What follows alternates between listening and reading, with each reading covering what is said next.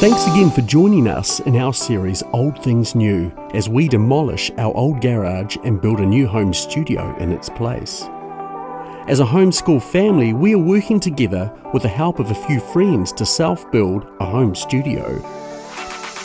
I'm not only building a film production business, in many respects I'm rebuilding myself as I navigate depression and trauma from recent years.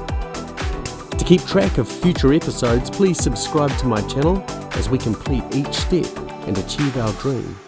In today's episode, the jib goes up, but there's still a bit to do under the surface. Do you have a place where you feel safe? As I fixed the first few sheets on the firewall, I pondered what makes a space safe. What gives this firewall its fire resistance rating?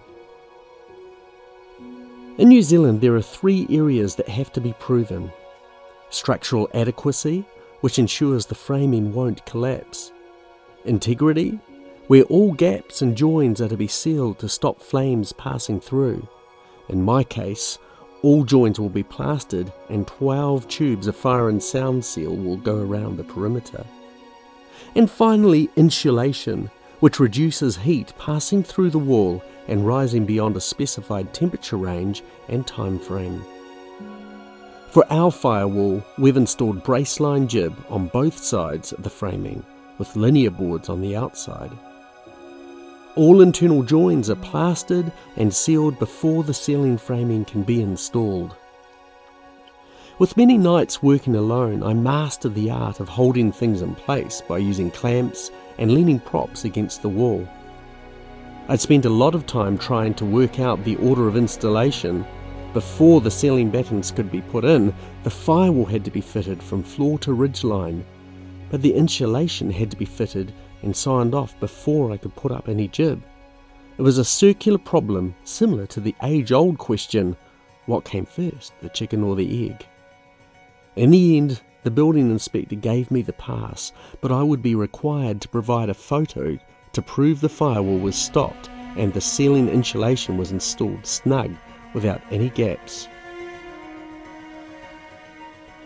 It was satisfying seeing the insulation form a soft ceiling, and the acoustics of this space was changing all the time. With fewer hard surfaces, there was less sound reflection, and I got a sense of how a completely dead space could sound. But before any more jib can go up, I wanted to make sure all the wiring looms are installed. That's 290 metres of audio cables running back to the control room and another 90 metres of SDI cable for video. Carefully labelling both ends of each separate cable was crucial to ensure each socket connected with the right port on the other end. But soldering all the 176 separate soldering points will be a while away yet. I just needed to make sure each cable was the right length and the correct number of audio and video lines were pulled through the in-wall conduit. Having a drawstring made all the difference, and running through conduit meant everything is protected and tidy. With all the wiring in place and Murray and Mike available to lend a hand, we started putting up the ceiling jib. It is a real challenge putting up long lengths of jib that fit tight against the walls, but we built a frame that could pivot from the timber framing and support the jib ready for glue and screws. Murray's screw gun was a real godsend for hanging jib.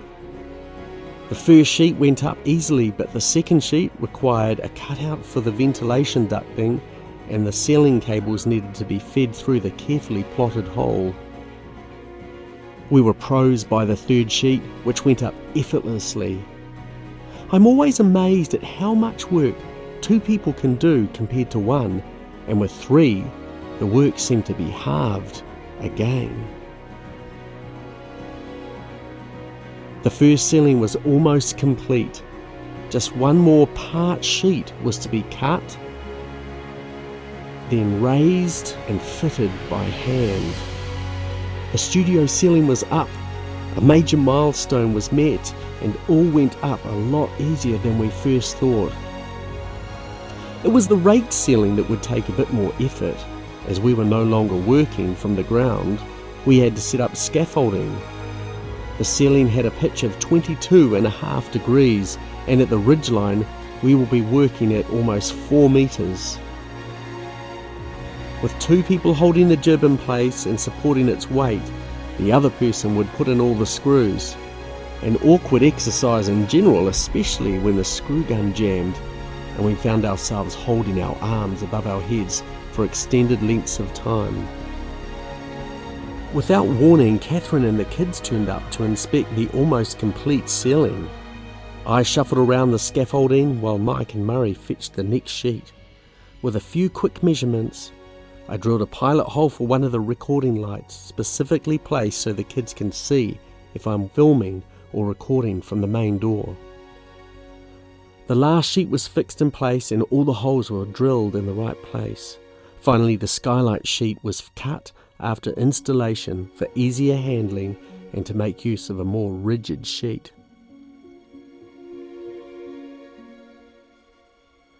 With all the ceilings up, I could carry on by myself, fixing all the wall sheets.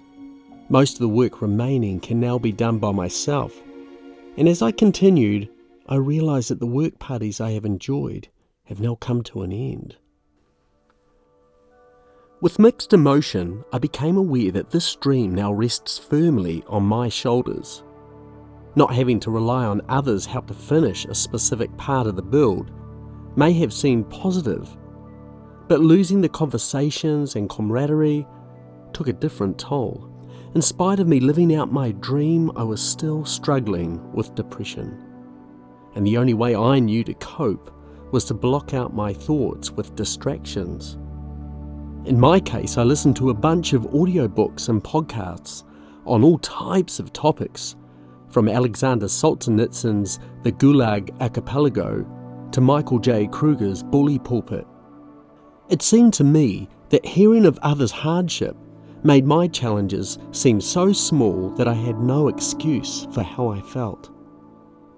Yet with every silent moment, my heavy thoughts came. I had trusted men who valued reputation over responsibility, and for me that meant leaving a career and a community of people I cared for. One sense of comfort came from Jesus' words, "Look to the birds." Our place is surrounded by birds. We keep chickens and quails, to say nothing of the local blackbirds, some of which have received nicknames. Birds thrive in our neighbourhood, so it's a daily reminder to not worry about tomorrow, as Jesus meant when he told the weary to notice them. If you take the time to watch birds, you'll notice they don't store food for themselves. It would not be unusual to find the same avocado being picked away many days after being hung on the fence. As I observed the birds, I discovered my own cycle of highs and lows that aren't dependent on my day-to-day circumstances, but rather my thoughts. It's crazy to think that although I feel so unconfident in who I am, I can feel so confident and sure in the work that I am doing. I can cut a perfect window hole by plotting careful measurements. I can trust my measurements but presume nobody would trust me to do anything properly. The psychological divide between what I do and who I have become was a canyon, but I could at least identify it as a problem and therefore I could work on it. 2 sheets required long cutouts to fit around the dividing wall, which will be dropped into position from above. I found I could raise the sheets upside down, make the cuts, while supporting the end with a clamped piece of ply. It worked a treat, and nobody was there to see it, so I'm glad the camera caught it. With all the silencer bats installed, I was keen to see how silent the studio will be. But at this point, the hard surface of jib made the room more reflective. But I have a few tricks up my sleeve for dealing to that in the coming weeks. The next cutout panel was a little harder to fit as I had no way of attaching a support rail like the previous sheet, so I just got on with it, and well, that was beautiful. As the sheets covered the insulation, plumbing and wiring, I often wondered if I had put a screw through a pipe or electrical cable, both highly problematic to fix. But I also had a very clear assurance that I hadn't. I knew where every power cable was in the wall because I put it there. I labelled the framing whenever there was cable, conduit or plumbing running beneath the surface. I also marked the jib to locate areas where no screw should go. But a 32mm screw was never going to hit power cable running through a 20mm hole in the middle of a piece of 95mm framing. The final section to be lined was the control room. Routing cables in a studio requires keeping power, network and audio lines separate, ideally by 300mm to prevent interference. The control room has about 8 network ports, 6 double power sockets and a few light switches. It becomes complex when all 3 meet at the sound desk, which handles audio, power and network together. Without this video series, one would never know what lies beneath the surface, but I've made this series to be honest and real, and I have nothing to hide. Then the final piece went up, so I called the electrician, and he came to test and connect the power for sign-off. I fitted some of the outlets and lighting, but left the fuse box and mainboard to the professional.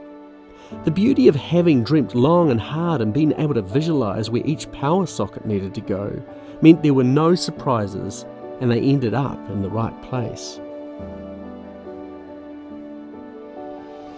I have a love-hate relationship with plastering. I'm a perfectionist, which makes jib stopping a laborious job.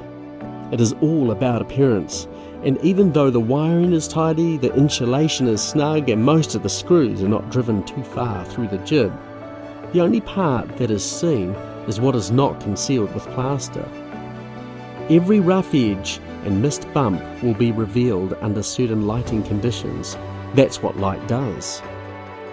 Plaster is ultimately excellent at hiding joins and what lies beneath, but achieving a flat, smooth surface can be deceiving. Feeling for rough patches with your fingertips and giving a light sand under a work light revealed much more than my eye could see. What lies beneath these shallow coats of paint and plaster holds much more value. They contain long dreams achieved under challenging circumstances. They symbolise both heartache and healing. Although everybody carries their pain differently, many will put up walls. Inside mine are a tangle of pathways that all reached their destination. A tangle that only makes sense to the one who designed it with careful thought and intention. Every gap is filled, the studio is now airtight, and that's an important aspect for reducing the transfer of both sound and fire. I couldn't help but see the comparison between a firewall and the restoration of my bruised soul. If there was a way to measure resilience against the flames of life, God has enabled me to stand under extraordinary pressure. That's structural adequacy. But what can I say of integrity and insulation? That has very much been a lonely road less travelled.